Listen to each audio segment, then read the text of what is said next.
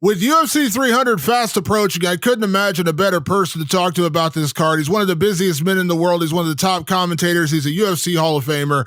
He's a former middleweight champion, and he actually was the first ever co-host on my podcast, The Fighter vs. the Writer, a couple of years ago. It is always my pleasure to speak to Michael Bisping. Michael, how are you? Thank you, sir. I am very well. Always a pleasure to talk with you as well. My voice is a little hoarse today, so I apologize, but good to speak with you, Damien. It's been a while. You were known as like a great talker during your career. Did you ever imagine you talked this much in retirement? You know, it's actually hilarious because I say this all the time. They used to subtitle me on The Ultimate Fighter back in the day, and I was always known for having a bit of an annoying voice. And actually today I was working with a voice coach, and yeah, it's funny. I said to her, I said, you know, I got to figure this out because my voice is essentially my life. Podcasting, YouTube, commentating, little bit of acting here and there. Everything's to do with the way I speak. Oh, sorry, there's my alarm. As I said, I just took a little nap before, but yeah, crazy. Absolutely. So, Michael, of course, next week in UFC 300, the date is coming up fast. I think everyone on earth that's a mixed martial arts fan is excited about this card. And I think we're kind of under the impression, like, and I mean this with the utmost respect, I think a lot of the cards around this have kind of like, I jokingly say, some of these other cards are walking so UFC 300 can run, because we know that this card is literally lined up with, 12 former champions. And what Dana says is true. Almost every single fight on this card could headline a pay-per-view or a fight night at worst. I mean, this is a ridiculously stacked card.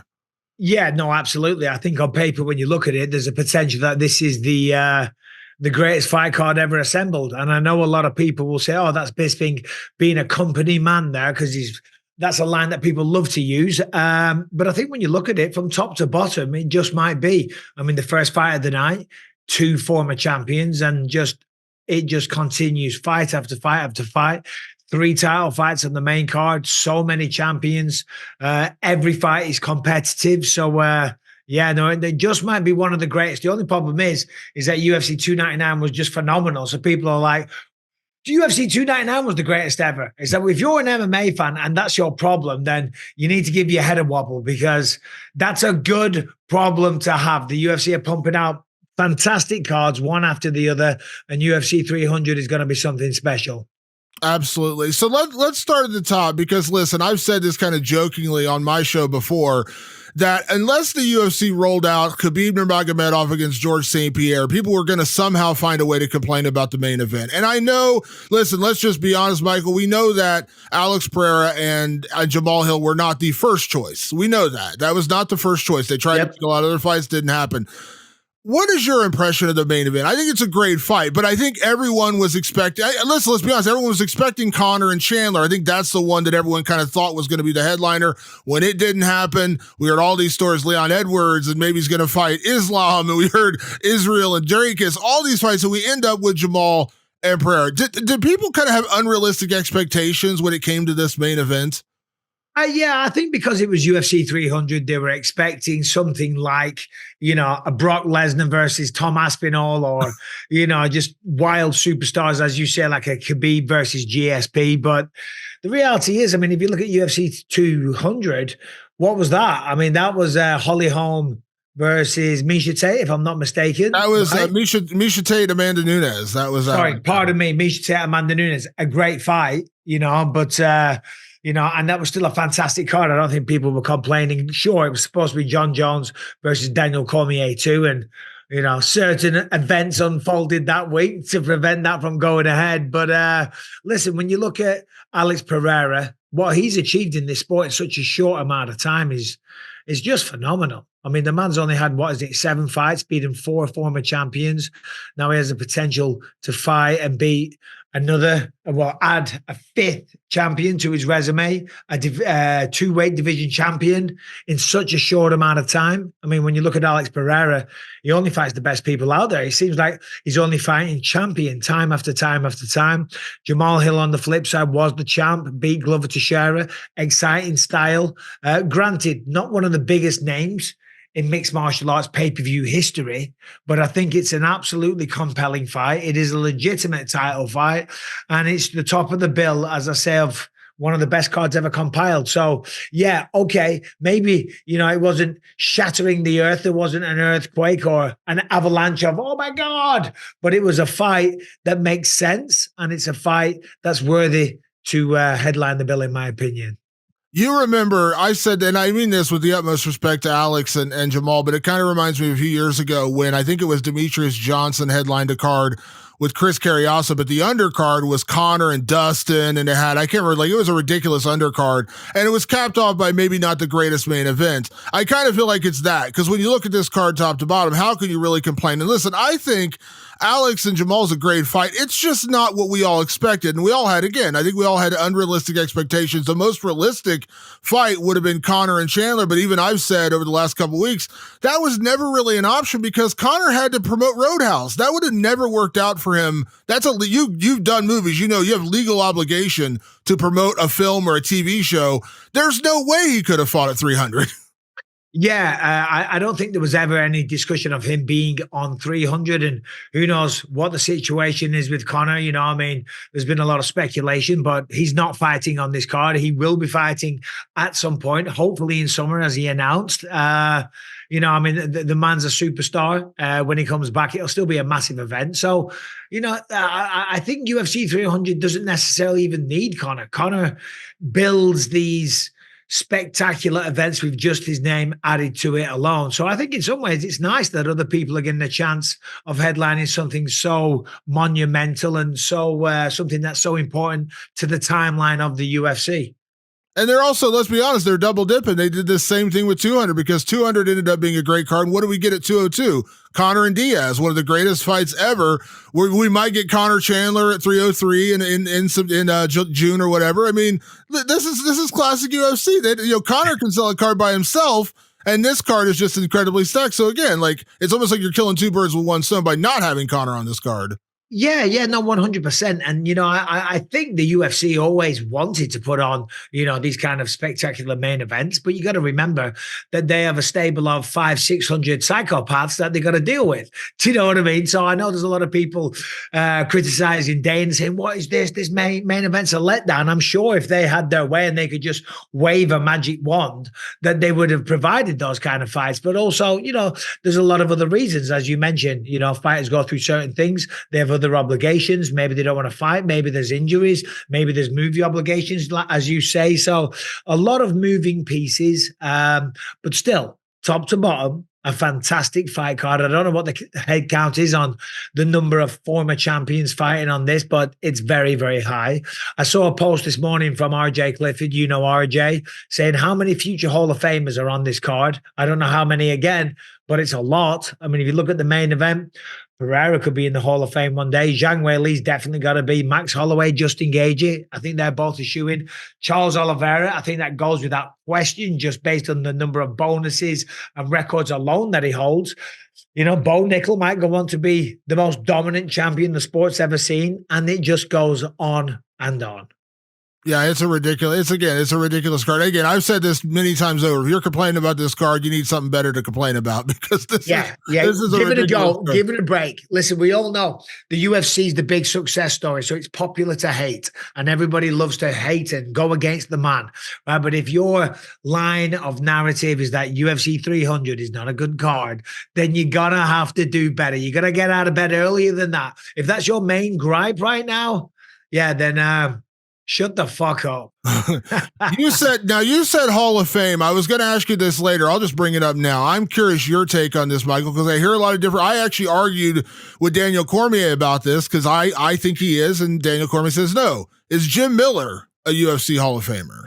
Yeah, obviously that made quite the. There was a lot of headlines at the time when Daniel Cormier said that, and I disagree. I do think Jim Miller, given what he's achieved in this sport and what he's done, deserves a spot in the Hall of Fame. I don't know the accolades off the top of my head.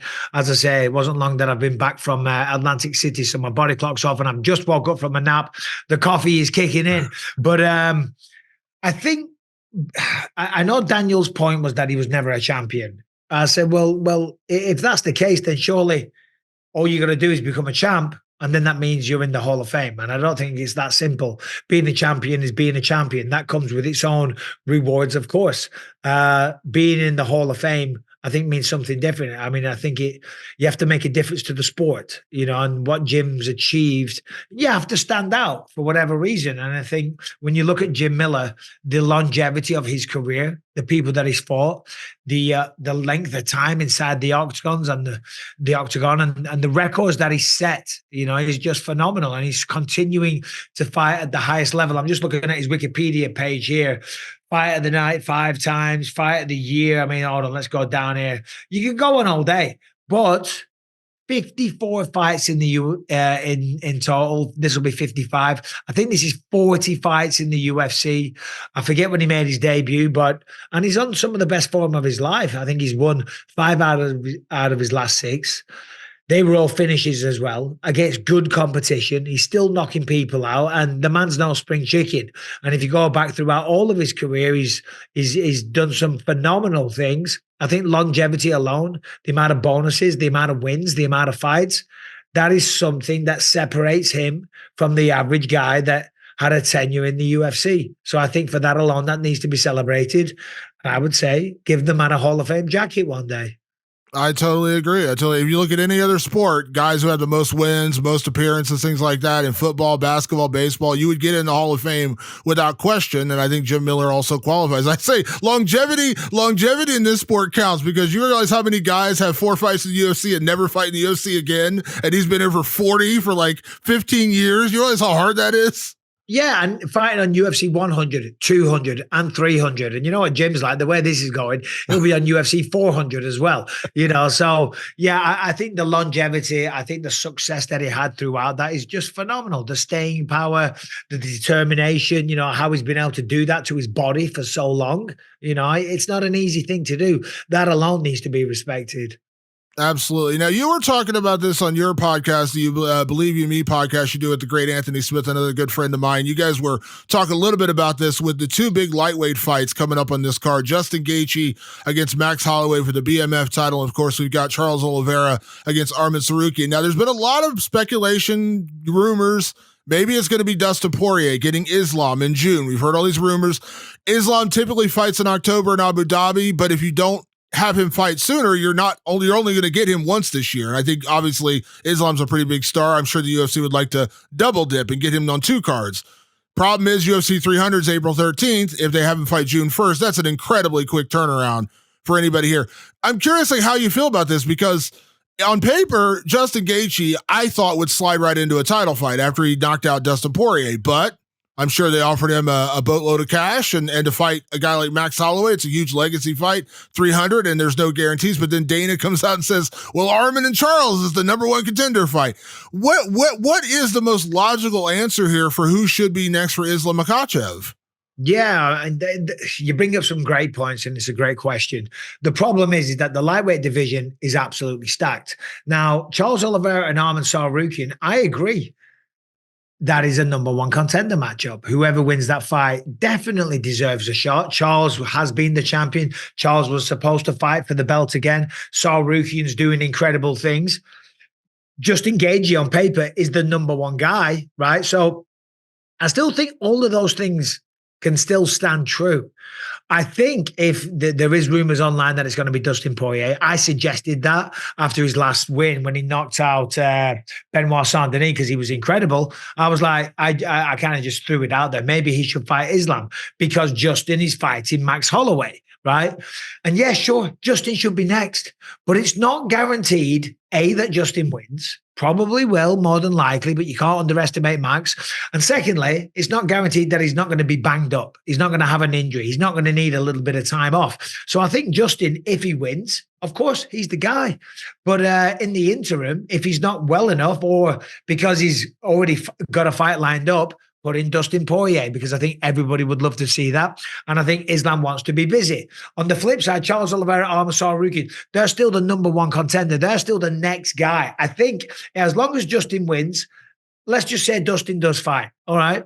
Whoever wins between Justin and Max, well, not Max, but if Justin wins, Justin is next. And then the winner of all Arman Tsarukyan and Charles Oliveira, they will solidify their spot as the next guy. The problem is in this sport, they might have to wait around for a little bit. And if you wait on the sidelines, sometimes you get forgotten about. I guess the reality is in hindsight, maybe, and I am not meaning this with any kind of insult at all. Maybe Justin shouldn't have taken that fight against Max. If he hadn't have taken that, I think without a shadow of a doubt, he would be next. But, he wants to stay busy. He wants to be active. He wants to take on the legendary Max Holloway.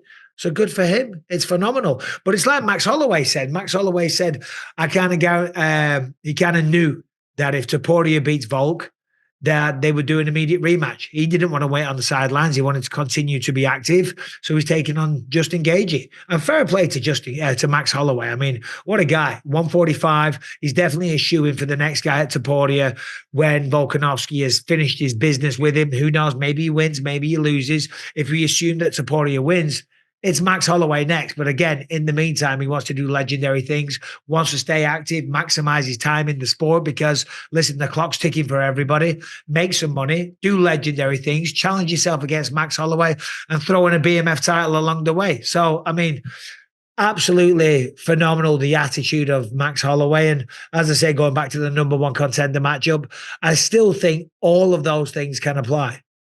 And the reality is it's all about timing in this sport. We all know that. Like when Dustin won and you suggested that, in the moment, I'm like, man, that kind of sucks for Justin because he just knocked out Dustin. But then, I was talking about it. I was like, who's really going to complain about Dustin Poirier getting a title shot? Like, who would really complain about that? Like, who would really get that upset? I understand maybe Justin would, but like, who's really going to get that upset that Dustin Poirier would get a title shot against Islam in June? Like, it's a great fight. It's a huge fight. Who's really going to complain?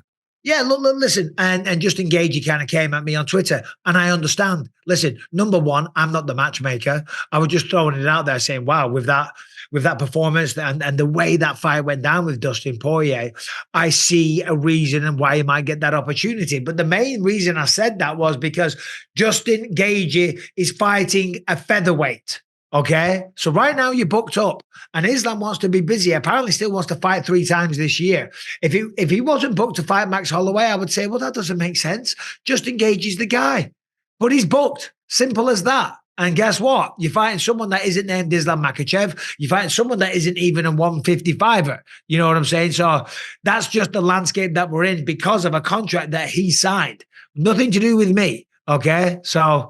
I mean, we'll see how it plays out. Maybe it is Justin. Maybe it is Dustin. Maybe it's bloody Charles Oliveira or Armansaur Rookie. What do I know? People think I've got all the answers and I know all the inside information. I'm just a knucklehead from England that's lucky enough to still have a job. I show up, I do my job, and I give my opinions. Doesn't mean those opinions are true.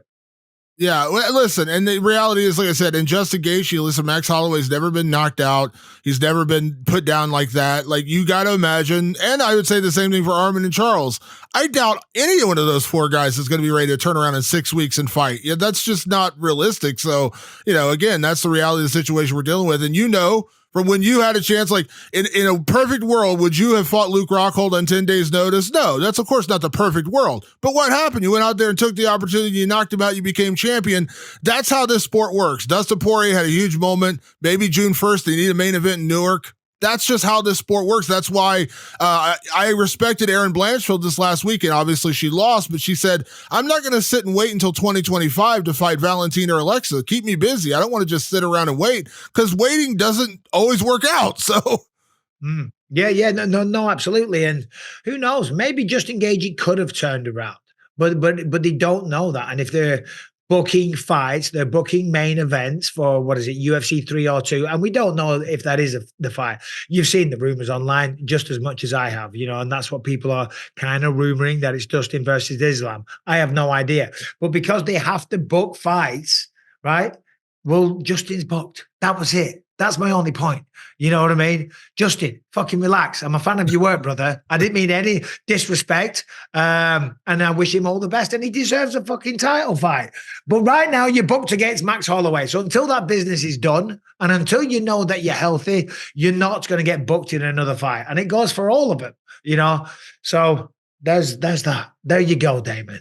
Yeah, let me ask you, there's been a lot of, I won't say blowback, a lot of like curious questions about Bo Nickal getting a spot on the main card. Now, I literally about an hour ago before we spoke, I spoke to Cody Brundage, and Cody Brundage knows the narrative. He's going in to be cannon fodder for Bo Nickal. He has no illusions about what he's being set up for here. And Bo Nickal is a guy that everyone has pegged and said this guy's going to be a future champion. But the reality is he's 5 fights in his career. He spent about 5.5 minutes total in the octagon. So there was a blowback saying, why is Bo Nickal getting a main card spot over Holly Holm and Kayla Harrison or Yuri Prochazka and Alexander Rakic? Me personally, I have no problem with this. I think the entire card is stacked. I've never totally understood the slight of being maybe the main event prelim versus the first fight on the main card. How do you feel about Bo Nickal getting a spot on the main card over, and this is the way it's being framed, over former champions, more established names, things like that? Yeah, listen, I understand why some people may have an issue with that. Because it seems a far more prestigious position, right? You're on the pay-per-view. But if you take that logic, then if you're Davison Figueiredo and Cody Garbrandt, you're really annoyed. If you're Jessica Andrade, you're fuming. You know, if you're Holly Holm, if you're Aljamain Sterling, the greatest bantamweight of all time, guess what? There's not enough room for everybody because the car's that's fucking stacked, okay? So once again, they go back to something to complain about. The first fight of the night, the first free fight is 2 former champions taking on one another. There's not enough room for everyone to be on there. But I'll tell you why Cody Brundage is on there, because Cody Brundage, he is, versus Bo Nickal, because Bo Nickal has the potential to go down as one of the greatest champions that we've ever seen. You know, an American version of a Hamzat Chimaev or an Islam Makhachev or a Khabib Nurmagomedov. You know, that's the kind of pedigree that he has, and that's what he's shown so far. Excuse me. You know, when you reach the level that Bo Nickal has in wrestling, you know, you're a special kind of human being. And when I speak to Bo Nickal and I interview him, he's very aware of what he's capable of. And that doesn't come from a position of arrogance or anything like that. It's just simply because he knows what he's capable of. And he knows the work that he's put in. And it's a different level. Listen, when I got to the UFC, I'd worked for a few years on being a mixed martial artist. I'd worked on my boxing or whatever. Bo Nickal's a guy who's kind of been bred in a lab since he was a child, put in the toughest training environments. The training that these wrestlers go through at that kind of level is insane. And that's why you see somebody like Khabib, even though he didn't do the same kind of path, was so successful. Bo Nickal has got the ability to be an American Khabib Nurmagomedov. And he's a great guy. He's phenomenal. He's undefeated. The UFC know what they have on their hands. And he knows what he has potentially got at his fingertips as well. So it's called being a promoter. You put him on there because I tell you what, when he fought, I think it was Val Woodburn or the fight before that against Jamie Pickett, you know, he'd only had 2 fights on the Contender, I think. And when he walked out, the pop that he got from the arena was phenomenal. So he's got a big following. He's got the potential to be a very, very long-term dominant champion, go down potentially as one of the greatest in the sport. So promote him, put him on the main card, give him a logical step up in Cody Brundage. And if you don't like it, then don't fucking watch, right? But that's what you get, okay? And that's what you do. And I tell you what, if I was promoting and I knew I had someone like Bo Nickal that's dependable, there's no scandal to the guy. He's very, very well spoken. He's articulate. He's intelligent.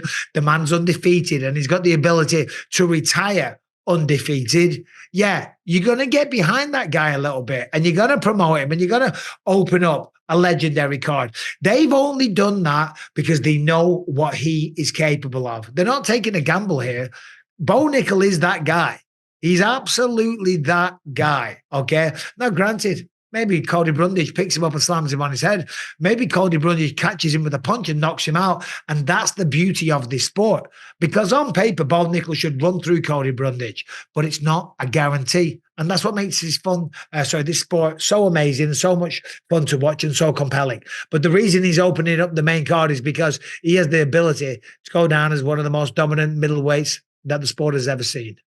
I absolutely agree. Absolutely agree. We could talk literally for hours about this entire card, but I don't want to tie up too much time, but I do want to touch real quick on one other big fight happening on the prelims, and it's the debut of Kayla Harrison. I think we're all kind of excited to see how she does. I'll be honest, I've been one of the biggest critics of the women's bantamweight division because when Ronda was around and then transitioning into Amanda Nunes, that was the kind of marquee women's division. Now, that has not been the case over the last couple of years when Amanda's gone. Title was just kind of left up in the air. And now, of course, Raquel Pennington is champion, but it's not as deep as it once was. I think flyweight has become a much deeper weight class. Even strawweight has become a deeper weight class. But I think injecting Kayla Harrison is a great thing. But she competed in judo in the Olympics at like 170 pounds.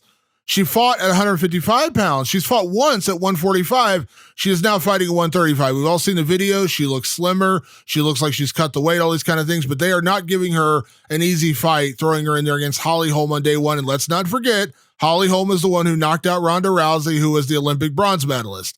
What are your expectations for Kayla Harrison, and how much pressure is there on her, not only to make weight, but actually go out there and perform, because she's not a former UFC champion. I mean, she's got all these accolades, but she's facing a legit challenge in Holly Holm on day one. But there's a lot of expectations for Kayla here. Oh, yeah, without question. And just to touch on what you say about the bantamweight division, you're right. I agree with you. But that's kind of what we see. It's a trend. You know, if you go back to 2005, it was the light heavyweight division that was the glamour division. Then with George St. Pierre and all the contenders that he had, the welterweights at that time. Right now, without a shadow of a doubt, it's 155. You know, that's the hot division with the most, the most competitive top 15. So when it comes to Kayla Harrison, I mean, she's done great things. She's been phenomenal. I mean, talk about an athlete. What was it? How many times did she win the Olympics? Was it twice? Two times. Yeah. I'm not like an expert on Kayla Harrison. I've seen a couple of her fights. I saw her against Larissa Pacheco when she lost, actually. But outside of that, I know she's been incredibly dominant. World-class judo, won the Olympics twice. That goes without saying. But against Holly Holm, you know, this is a woman that's shown the blueprint to beat that kind of fighter.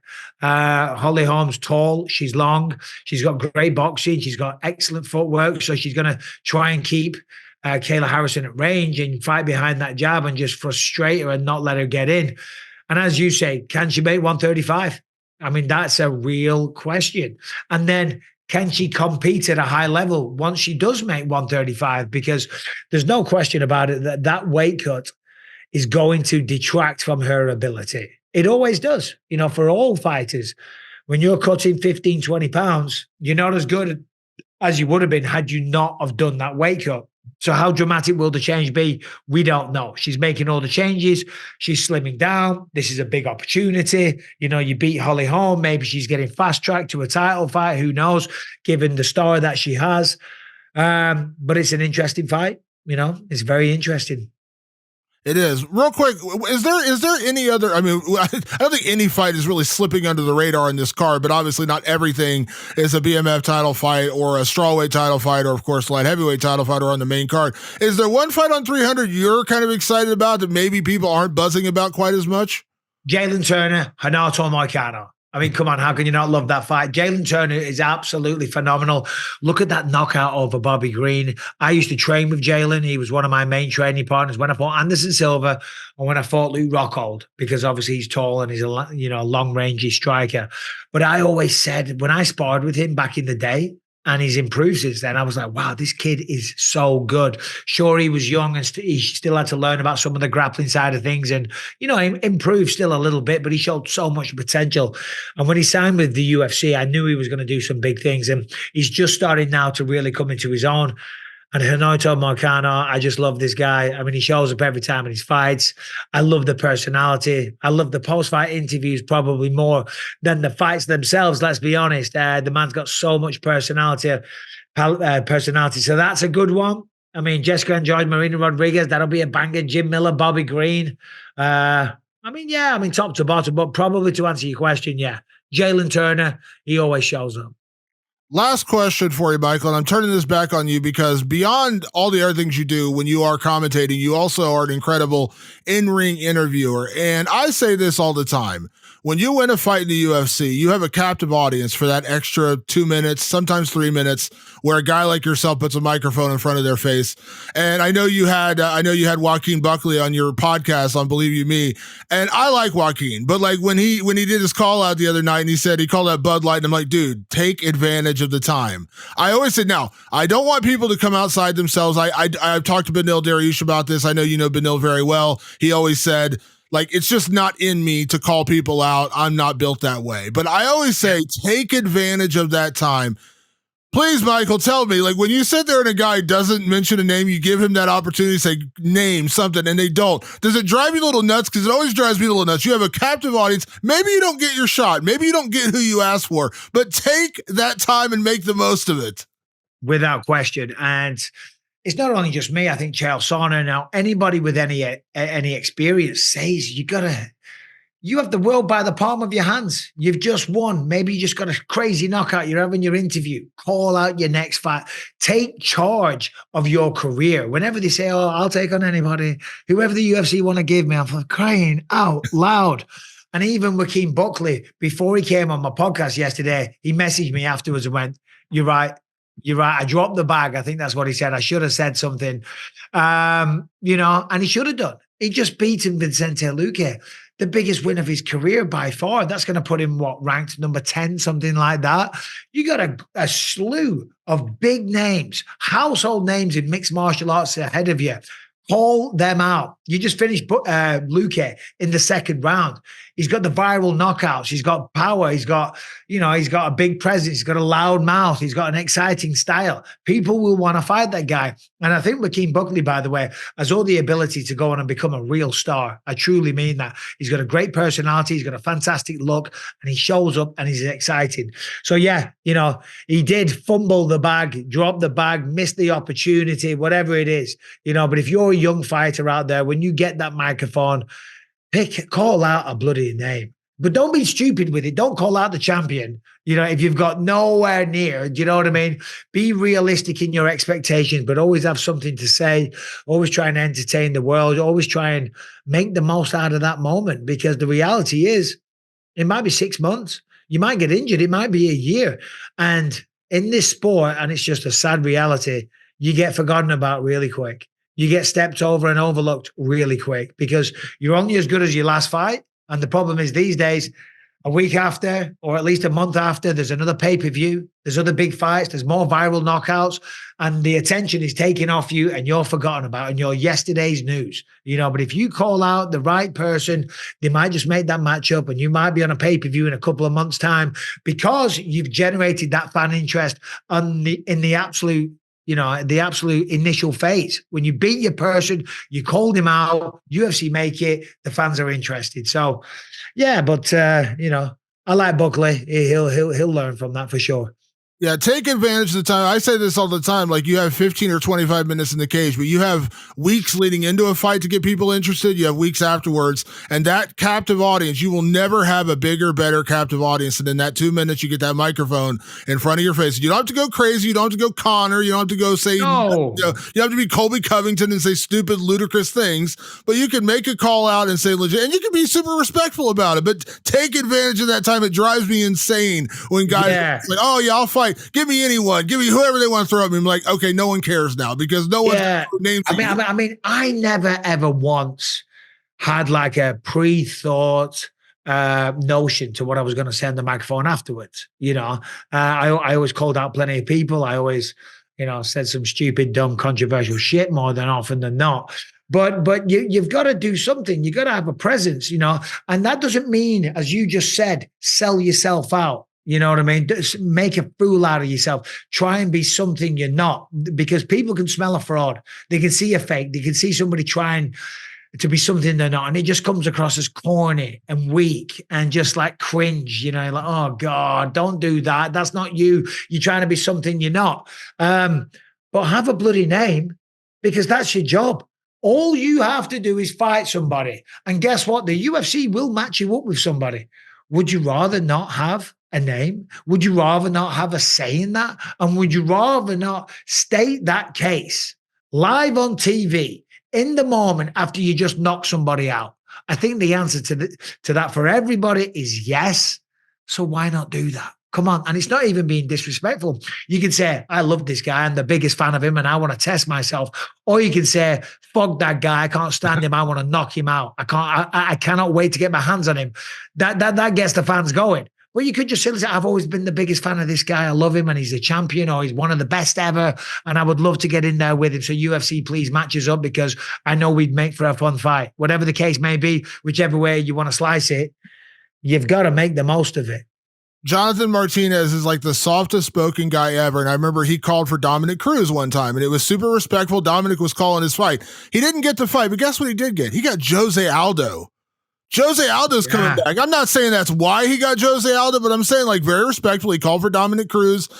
Didn't happen, but now you got Jose Aldo. Like that's, again, even Jonathan Martinez, the softest spoken dude in the world, made a call out. Everyone should do it. If that guy can make a call out, everyone should make a call out. And look at Jim Miller. I mean, he kind of, to use the popular term that everyone's saying these days, he manifested this, he kind of made UFC 300 happen. It was after 200 at some point, he started thinking, you know what, it'd be kind of cool if I fought on UFC 300, so, you got to call your shots, you got to be the master of your own destiny. You got to try and make these things happen, because if you just sit there and you say nothing, well, number one, you might get forgotten about, but certainly you can't complain when it doesn't pan out the way you wanted it, because you were never brave enough to put it out there to the world, actually what you wanted to happen and where you wanted your career to go. Yeah, sure, your managers behind the scenes might say something, but when you're on TV, that's the time to try and get your fan base behind you and try and take control of it yourself. So fair play to Jim Miller. That's unbelievable. UFC 100, 200, 300. It's just unbelievable. So yeah, there you go. Are you saying, Michael Bisping, are you saying achieve, believe, conceive? Is that what you're telling me right now? I mean, as a wise man once said, conceive, believe, achieve. Talking to Jim, I mean, it's phenomenal what he did. I was on UFC 100. He asked me last weekend, he said, just so you know, UFC 300, we're going to be looking back at some of the other events. Do you care that we're going to be running regularly? You getting knocked out of Dan Henderson? I'm like, no, this was ESPN. I said, no, please, not at all. I said, I'm proud of that. It's a part of UFC history. I said, come on, there's no bad feelings there. And that happened. And I'm proud I was a part of that event. I said, so, and if you're looking back at UFC 100 and 200, you can't not play that just to offend me because I'm going to be working the desk. Number one, it won't offend me. And number two, I'm proud I was a part of such a historic card. So, but yeah, UFC 100, I got knocked out. UFC 200, I was the champion. UFC 300, I'm a commentator. UFC 400, I'm not sure where I'll be then, but hopefully still be around annoying people. You are a good sport, Michael. You've always said that. Like, you always address that Dan Henderson thing. You've never shied away from it. And I know, again, it's going to come up because the history of these events are going to come up. You've always been a good sport about it. And guess what? You got your revenge. You got your revenge years later. You beat him. So I did, and I wasn't on steroids when we fought either, so there's always that. Listen, he knocked me out. I won a decision, but listen, it's all water under the bridge. I don't even look at it as revenge or anything like that. The version of me that was around when I was fighting is very different to the version of me now. I'm content with where I am in life. I've achieved some great things all through this beautiful sport. The sport of mixed martial arts and the UFC, let's be honest, has changed so many lives, and it's changed my life in so many ways, and provided me with such an ability to make a career and take care of my family. But outside of that, to be at peace with myself, I've been able to go out there. I've been able to exercise my demons. I've been able to literally fight and take out my frustration with the world, and maybe frustration with who I was as a person and what I was given in life and my lot in life and whatever, because life wasn't always easy. I was able to be able to channel that aggression and that frustration, do something productive with it. Since I've retired from fighting, I commentate, I work, I travel the bloody world. I still earn a good living. So I'm so proud to be a part of the UFC. I'm proud of myself and what I've achieved. And, it does make me laugh, because at the start I said, because I defended this card from top to bottom, because it is a brilliant card. And people will go, oh, look at him being a fucking company man. So yeah, because I tell you what, there's so many fighters on the card and in this sport that they have changed our lives. And I know it's all common to hate on the UFC and all the rest of it. Guess what? If you're not good enough, If you're not good enough, maybe this sport isn't for you and you're not going to make it to the top. But if you are good enough, you can get to the top and you'll make a very good fucking living. But guess what? If you're not good enough, then you don't get it. Everyone doesn't get a fucking prize. Everyone doesn't become champion of the world. And in all of the sports, at the top, the people that make it, it's a real small percentage. Look at football, soccer, the biggest sport on planet Earth. And it is before you All-American start, right? There's so many people compete in football, right? Sunday pub leagues all across England and all across Europe. They don't get paid a penny, right? Then there's all kinds of leagues before you get to the Premier League or whatever the other big leagues are. There's a small percentage of people that compete in the Premier League that get paid a fortune. And there's a small percentage in combat sports that earn life-changing money. In boxing, people want to look at the likes of Canelo Alvarez and Tyson Fury and Floyd Money Mayweather, but again, throughout each generation, there's only a handful of them. And the UFC has done fantastic things for me. It's done fantastic things for so many other fighters, and they'll continue to do so. So there you go. There's my little rant. And if you call me a company man, good. And go fuck yourself. That company has done well for you, Michael Bisping. So I'm sure 100%. And I'm a loyal company man. Absolutely. And I'm proud to fucking be. Absolutely. Well, hey, I can't wait. UFC 300 is going to be great. It's going to be a great event. Obviously, you got a couple fights called this weekend, of course. Brendan Allen and Chris Curtis is going to be a great one. I think that's a great fight coming up. But yeah, always thank you for the time, Michael. I appreciate it. Keep up the great work and everything you do. I'll be watching. The whole world will be watching. I appreciate you taking a little time, carving out some time for me as always. Damon, always a pleasure, buddy. You've been around since day one, so always got time for you, bud. Keep up the good work. Talk soon.